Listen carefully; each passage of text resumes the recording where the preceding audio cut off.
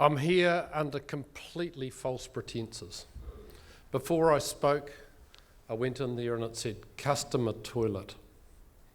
And I've never been a customer here. One of the messages I want to give people is that you've actually got to always be yourself. And that's what I've tried to do all my life. I drove my mother nuts. And, she had a head start anyway, but and she used to get rid of me, and I was vaccinated by a gramophone needle.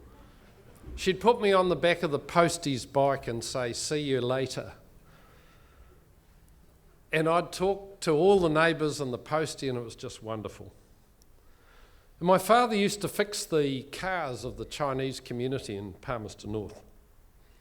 And one of the old Chinese guys, it was a great thing, I was the oldest in the family and I was a boy. So he gave me a doll, Janet. So I took my doll to a doll show at school. That went down really, really well with the girls. And at that stage in my life as a 6-year-old, I decided I'm not the same as the other boys. And it was an amazing experience. And then at the school, they took us to the Lord of the Flies. And if those of you who've seen the film or read the book, when they threw Piggy over the bank, I could really relate to Piggy. And I couldn't catch a ball, and I was hopeless at sport, and I hated cricket, and I hated rugby. So I drifted into a dream world. And my dream world was old motor cars. I've got one sitting outside. Hopefully it's dropped lots of oil in front of BMW. The sad thing, you know, is you put an English body on an American running gear and it drips oil immediately. So I drifted into a dream world where I was a driver of old motor cars, and I drove them in my mind, and I disappeared from all of where all the other boys were. I was me. And at 15 years and 2 weeks, because my mother wouldn't let me go for a licence, it was the longest 2 weeks of my life, I got my driver's licence and started driving them.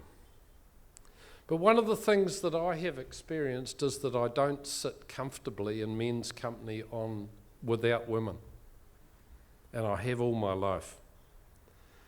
And I've been to one stag party in my life, and it was my son up the back, wherever he is, stag party. And I worked as a chartered accountant for a number of years, and I got fed up with it. I mean, there's nothing more boring than accountants, I can tell you. They gave me a fellowship in the Institute of Chartered Accountants, and I stood up, I had to give a speech, and I thought, I resent most of you.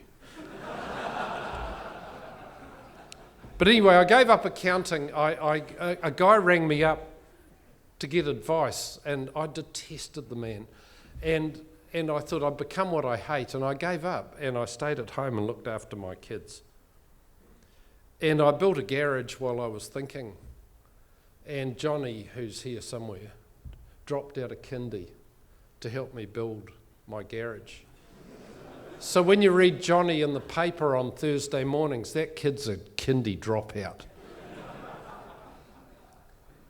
And I remember my mother coming to me. I was visiting Palmerston North, and my mother outside Mass said to me, "Don't you tell anybody you're unemployed." And I said to her, her back, which was going through the door, "Have you been unemployed for 33 years? And we've got to challenge the things that we are bred to look at. And I have to say, and following Colin, I still hate rugby and cricket.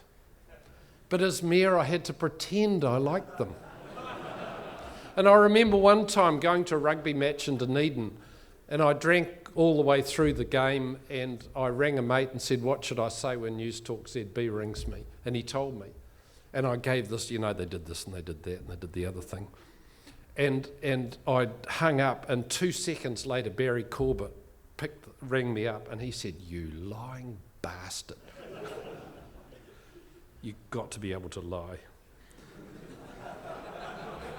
It's an important part of politics. But I remember when my wife, who is a nurse, and had a group of women there, and one of the women said, "Gary's still in the house. We can't tell all of our stories." Nurses' stories are pretty dreadful. And another nurse said, "Gary's one of us," and I was really proud of that. So what's it like being a male in 2019? I think it's really important that we say what we really are.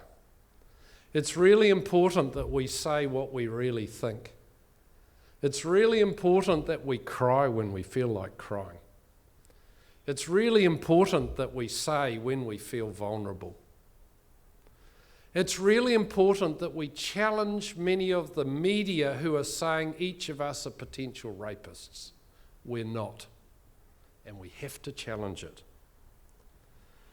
And I just say to all of you, I'm just me. I've carved my own path. I haven't given in to anything that didn't feel right with me. And that's what I'm sharing with you tonight. Thanks.